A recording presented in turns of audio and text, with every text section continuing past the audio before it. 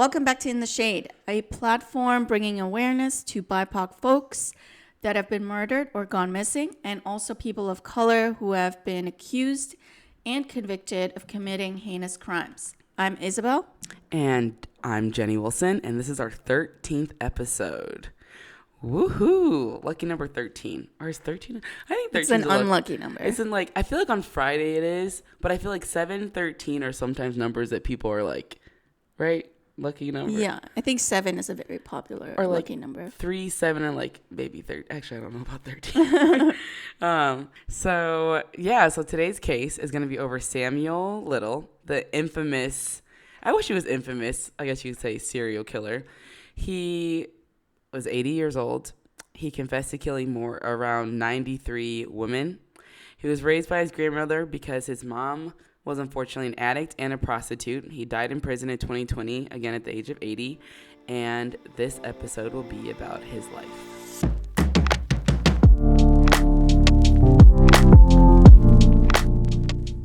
Yeah, so as Jenny just said, this episode is going to be about Sam Little and more specific. All right, as Jenny just said, today's episode is going to be about Samuel Little. This episode specifically is going to just cover his life and kind of his conviction. But because he has killed about 93 women, we are going to make this a multiple episode series. Right now we only have 2 planned, but yeah, this episode will be about his life, and then the second episode will be about some of his victims. All right, so who's Sam Little? Sam Little is a mass serial killer who was arrested in 2012 for murdering 3 women in California in the late 80s. He initially maintained his innocence, but through DNA evidence, he was convicted of those murders and then sentenced to life in prison without parole in 2014. As I already mentioned, he initially maintained his innocence, but after realizing that he was never going to get out of jail, because at that time he was already in his 80s, right, he decided to confess to all of these other killings in which he strangled various women across 19 states between the 70s and 2005. So crazy. Which ultimately culminated in 93 claims by him. However, the FBI has kind of been double checking his claims with existing records and stuff like that. But they have only been able to confirm 50 of those cases were done by him. And they're actually today still seeking help from the public to help with the cases that are pending. No, but I'm excited to talk about, Samuel Little's kind of early life, just because to kill 93 people, I'm invested. I want to know what the fuck happened to you as a kid. You know what I'm saying? How did you get here? Yeah, how did you get here? And why? Why? What happened in your childhood? But Little was born as Samuel McDowell on June 7th in 1940. He was born in Reynolds, Georgia, and he claimed that his mom was a prostitute and also, in his words, said she was a lady of the night. Okay, and that's, again, according to the New York Times. But many other details about his childhood are unclear. Authorities believe Little's mother may have given birth to him while she was in jail. He was raised by his grandmother in Lorain, Ohio. Little had a difficult time, adjusting in high school, and eventually decided to drop out and became a nomad. But before he decided to become a nomad, interesting enough, he started committing crimes as a teenager. For example, theft with a bicycle, which ended up sending him, along with his many other rap sheet as a teenager, sent him to a juvenile detention center, right? So then after he got out of juvie was when he decided to leave home, leave his grandma's house, and wanted to live, again, this nomadic lifestyle, which AKA means homeless, which essentially him being homeless as a win for him, unfortunately, resulted in him to escape prosecution for a couple of his murder sprees. So starting in the 50s, as you said, he moved around from state to state, and he actually has gotten arrested several times. He got arrested for fraud, driving under the influence, assault, rape, armed robbery, and a bunch of other crimes. And in total, So in 1961, he was actually sentenced to 3 years in prison for breaking into a furniture store. Where was he going to put the furniture? He was a nomad. I don't know. I mean, maybe he wasn't burglarizing it. He was stealing like money. Oh, okay. Okay. I see what you're saying. So by 1975, he had been arrested over 25 times across 11 states. Holy shit. So he was born in the 40s, so he was like in his mid-30s. Still doing fucked up shit. And arrested over 25 times. So almost once a year, which is kind of crazy. That's so crazy. He was then convicted of some of these crimes and spent about 10 years in prison for his crime sprees, according to an article in the New York Magazine.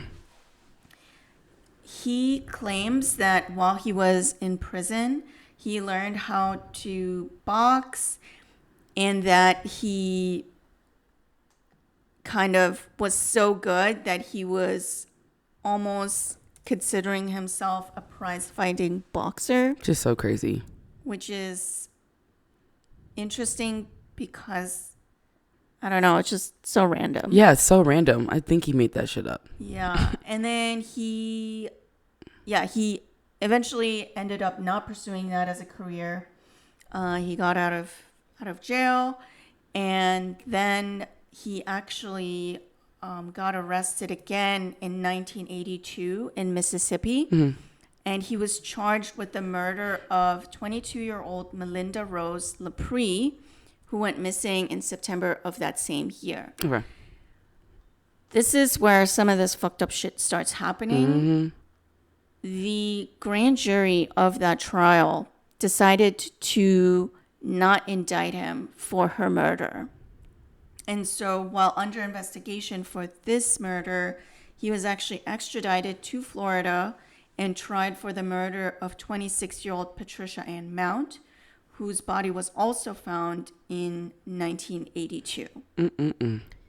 So while he's like on trial and not being indicted, he's then being pushed over to Florida and being persecuted for another murder the same year. So they're going through the whole shebang of the trial and whatnot, and they call multiple witnesses, and they identified Little in court as a person who spent time with Patricia Ann Mount the night before she disappeared. So these witnesses are like, yes, this is the dude that was with her the night before she died. But then the jury again decides not to indict him, and he's acquitted 2 years later of this crime. And the reason he is released is because the jury didn't find the witnesses trustworthy. This is why I don't trust Florida. And here's the thing. The witnesses were deemed not trustworthy because they were also prostitutes. So that's fucked up. Murdered some prostitutes. The witnesses are prostitutes. And the jury's just like, dude, that person doesn't seem trustworthy. They don't seem legit. So just let him out. That's so fucked up because sex work is work. And if you want to do that, then go for it. People make a living off doing stuff like that, like on OnlyFans. You know what I mean? Like, I'm not doing that. But I support whoever does decide to do that, because it's kind of like, make your money, and some people don't have any other options. You know what I mean? whatever you're living, wherever your job is coming from or whatever, you should be able to do it safely. Right, exactly. And not be afraid that you're going to get killed. Right. It just doesn't make any sense to me how, I mean,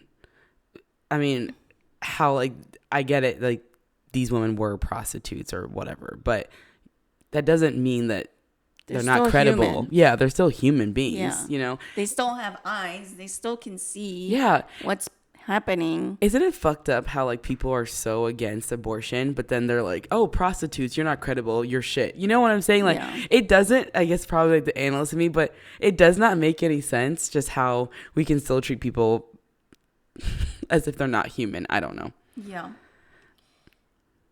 But yeah, the jury really fucked up here because he could have been in jail in 1984. And but have been done. Like he would have been like done. But they said, "No, prostitutes, okay." Like you know, like what? You're not a real person. Just let him out. And so crazy. Yeah. So he kind of touching on what you were saying earlier about him becoming kind of like nomadic and stuff. He did have a long-term girlfriend named Jean. And she... Was she blind? I don't know if she was blind, but she was much older than him. Okay. And she actually was his like sidekick and helping him out for like shoplifting activities. And so she would like be in the car and he would like rob a place and he would just like jump into the car and they would like drive off. That's so fucked up. So they were kind of like Bonnie and Clyding it for a while. And that's how he was able to basically support this nomadic behavior. Homeless Bonnie and Clyde. Yeah. I mean, just because they're nomadic doesn't really mean they're homeless. They might just be like living in motels. Yeah. Or whatever. Yeah.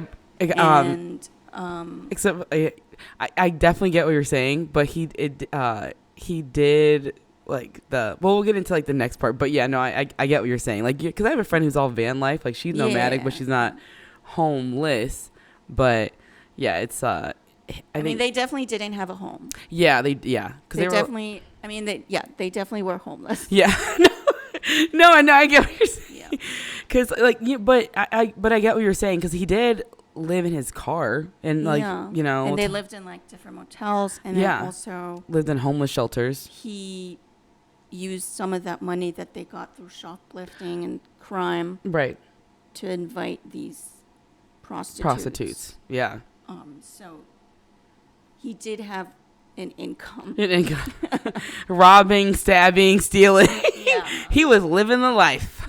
He didn't just like trick prostitutes. Right. For nothing. Yeah. He like had something that he would pay them. Wage. And then kill them and take the money back. Yeah. Which is so fucked up, you know what I mean? Yeah. So it's like I don't get it. Oh, this man is fucking weird. Like just isn't he cringy? Like he's gives me like goosebumps almost. But yeah, the interviews are really so cringy. Creepy. And like hearing him chuckle about whatever. We'll like get into that. But so how did Samuel Little get caught? That is what we're here for. So in 2012, Little was located at a homeless shelter in Kentucky and then transported to LA for an outstanding drug charge because he was fucking around with some narcotics, okay?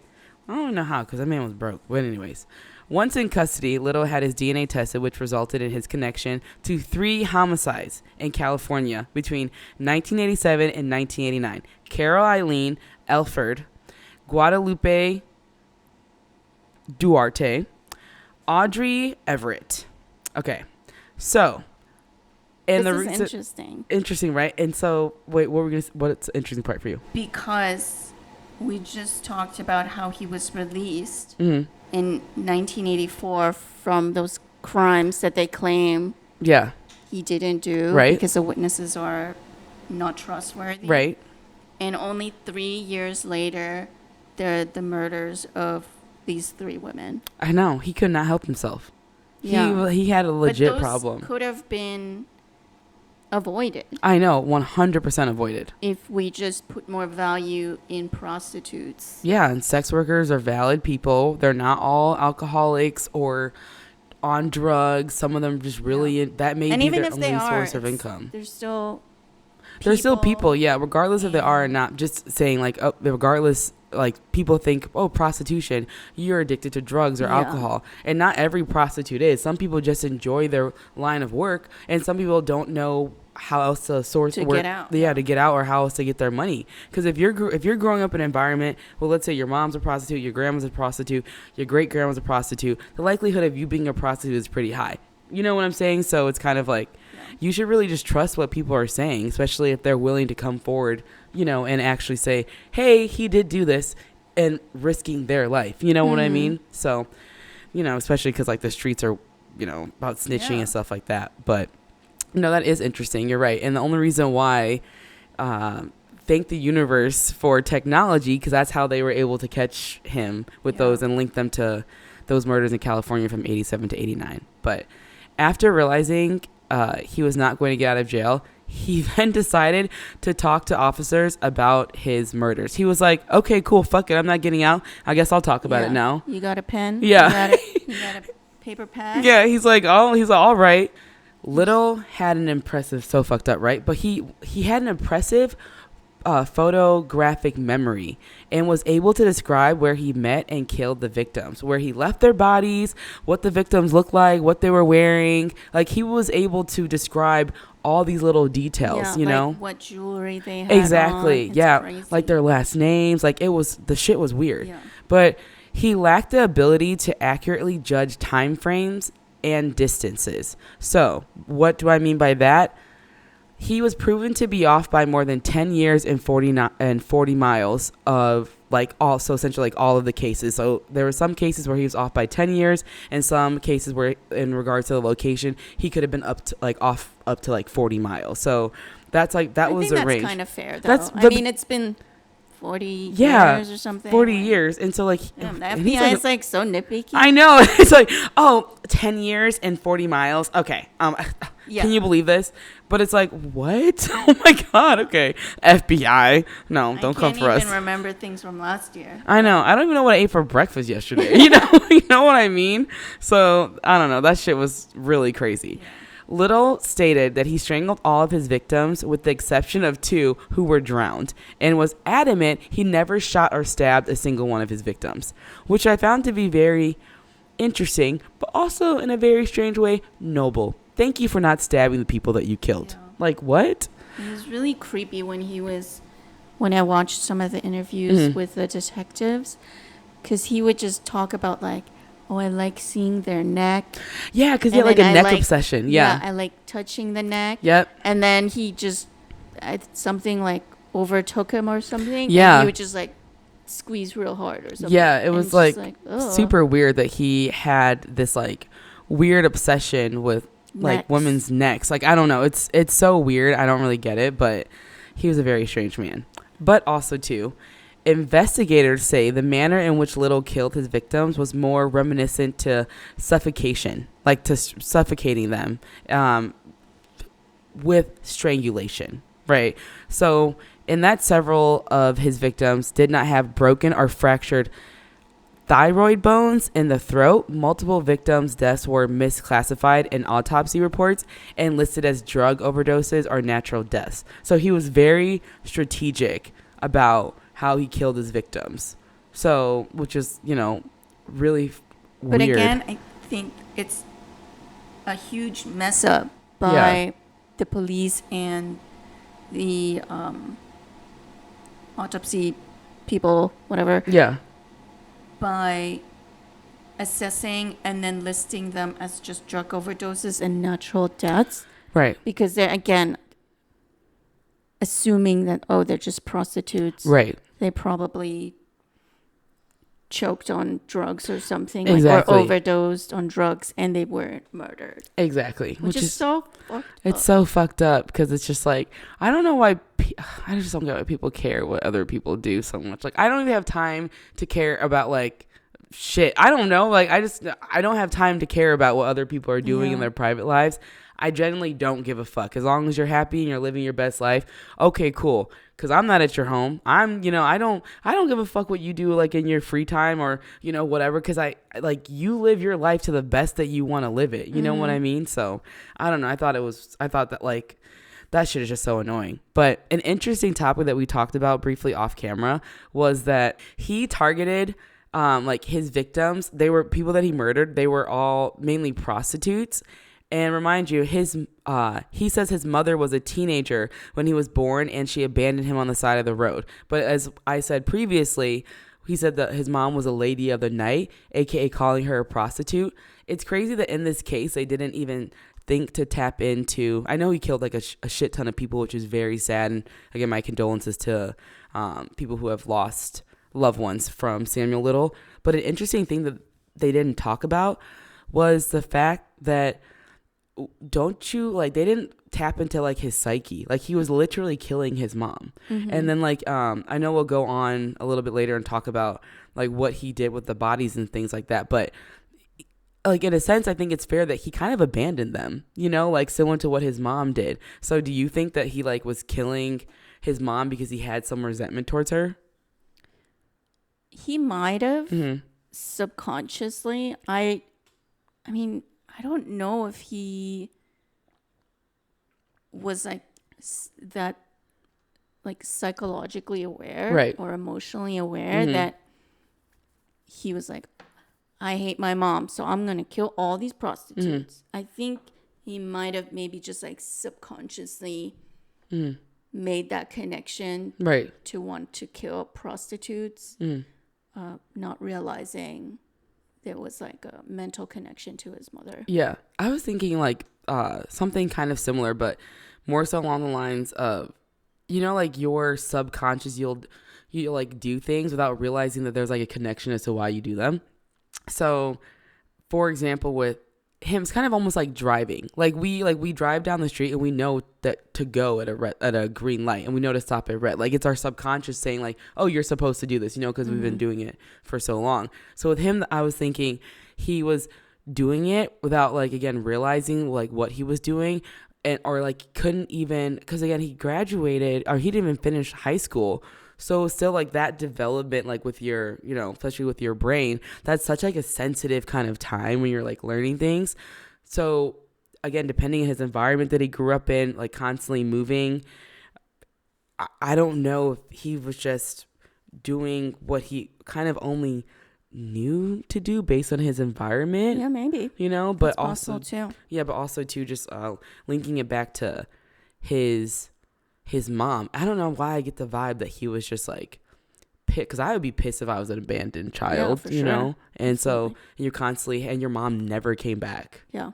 So I'd be like, okay, cool. Maybe all prostitutes are like that. I'm not saying I don't agree with that, but I'm just saying maybe where he that was his thought process. Yeah. So I don't know, but I'm excited There's to hear. There's definitely some connection. There's for like, sure. Yeah. Whether he knew or didn't know, we don't know. Yeah. But no there idea. Definitely, there has to be. I mean, that would be such a crazy coincidence. Yeah. If he's just like randomly right killing 93 prostitutes without. That's a shit ton of. Oh my God! Like that's a shit ton of people. Like, that would be a crazy coincidence. A crazy coincidence, right? Yeah, there has to be some connection, whether he knew or didn't. Yeah, actively know. Yeah, for sure. Because it's like the interesting part too is that he just didn't really. It's almost like it didn't register with him until he was like finally caught and was like, okay, I'll talk. Like it was just weird. It was like he just. It's also too. I'm thinking too that like. Maybe he did it because he knew he wasn't gonna get caught, so he's like, haha, see what I can do and no one's gonna find out. Yeah, and we're gonna kind of so I think we're gonna touch on that a little bit later though.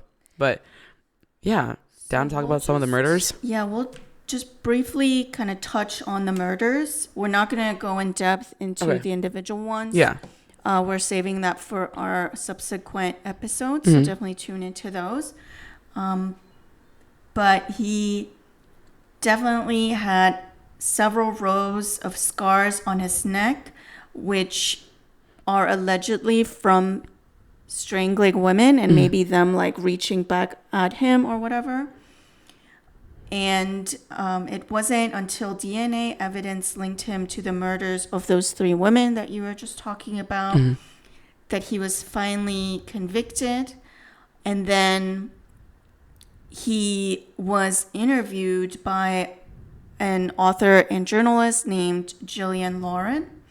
And she began kind of looking into his history and developing a relationship with him that evolved into almost daily phone calls from prison. And he then ended up kind of confessing to her to all of these different murders. They like grew so close that in the end, like when he passed, he actually like made her his what do you call it, like next of kin, the one that gets all of your trash after you're gone, which I'm sure must be really hard for her to like deal with. I'm sure she has like a real life with like a family and stuff, and she doesn't want to deal with like the belongings of a dead serial killer. Literally. But make for a good autobiography though. Yeah. Or biography. Oh, you know? Absolutely. He, as we already mentioned, he was charged with 2 murders in the 80s, but escaped those convictions because people thought that the prostitutes who were the witnesses were not trustworthy. The LA Police Department also dubbed him the choke and stroke killer for his sexually motivated crimes, and allegedly he would also sometimes strangle women while masturbating, which so fucked up. It's so like cringy, really gross, but also how let's not go into it, but like you have like you're only strangling someone with one hand. I don't want to know. Okay, let's just go into the next part. Yeah, it's like so disturbing. But Little was interviewed extensively by Texas Ranger James Holland from June 18 of 2018 to shortly before his death in December 2020. Okay, so he lived into the pandemic. Yeah, I know, right? Which is so crazy to me. What a way to go out. Again, so during the course of his interviews and such with the Rangers, and that's when he decided he wanted to confess over 93 murders between 1970 and 05. Okay, so more than 60 of Little's confessions have been proven by like DNA match to the victims that he murdered. So, and also extensive corroborated interviews. Interesting. He murdered up until 2005. He was born 1940. 1940. Yep. So he's 65 and still out here killing people. Oh. Little had drawn portraits of many women he killed because, going back to the fact that he had a photogenic memory, they were like, okay, cool. Photographic memory. They were like, okay, cool. Go ahead. Here's a pen and paper. Here's some colors, crayons, markers, whatever the fuck you want. Draw out your victims. And they then went back and compared those drawings to the victims, which was really interesting. These portraits were released by the FBI in hopes of someone identifying the woman, which they actually ended up really helping. And then, but honestly, some of those drawings, they were really bad. They look crazy. They look so bad. Like before doing research on this case, I thought the drawings were racist because I thought that somebody like in the courtroom like drew them and like didn't know how to draw black people. You know, like not to sound like an asshole, but you know. And I just was like, oh, these are horrible. And then to find out a black man drew them, but the fact that he had a photo, you know, he had a great memory and like in his mind could picture every single one of his victims for the most part was really interesting to me. He had like different lipstick colors. Yeah. And like necklaces, jewelry, like hair colors, even like skin tones. And for some of them, he was even able to still add like the name and the age and where he murdered them. Yeah, which is like really interesting. And even like guessed like their weight. Really, and that he like essentially made little profiles for them. Wasn't that crazy? I don't even think he had a MySpace. Little. what an art project. I know, legit Yeah. an art project for someone who's never getting out of jail. He was like, I guess I have Yeah. time, you know, Let but me learn how to draw. I mean, honestly, kudos to him for Yeah. even attempting to draw. It's You like know? very impressive, honestly. I'm just Yeah. like, how did you do Yeah. that? Not personally my style of drawing, Not mine but either. I mean, he's very consistent. Yeah. And I guess some people were able to identify Yeah. the victims that way. So he did it. He I did guess it. he's a published artist. I know, I guess. Published Artist by Samuel Little, the serial killer. No, I'm kidding. But no, seriously. But interesting. According to the New York Magazine, Little believed that he was commissioned by God to kill his victims to alleviate their misery. At other times, he felt he was possessed by the devil. Well, that says a lot. What the fuck? I don't know what's worse, that or the woman who wanted to be a goat. Like, you know what I mean? Like, or the vampire dude. Like, which one is worse? I think him, because he killed so many. He killed so many. Yeah, he killed so many. I think the goat is the most creative, Yeah.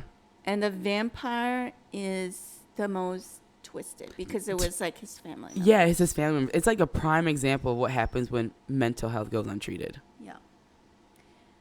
But that kind of concludes our first kind of several part podcast series. I don't know, episodes, I guess you could say, but that's what we have so far in Samuel Little. You guys will have to tune in for the second episode because it goes into greater, I would say, in your opinion, right? Like greater detail about like some of the victims and how he describes them. I mean, that episode is definitely dark, but it is worth listening to, I think. Yeah, so definitely tune in next week for part 2 of this Samuel Little episode series.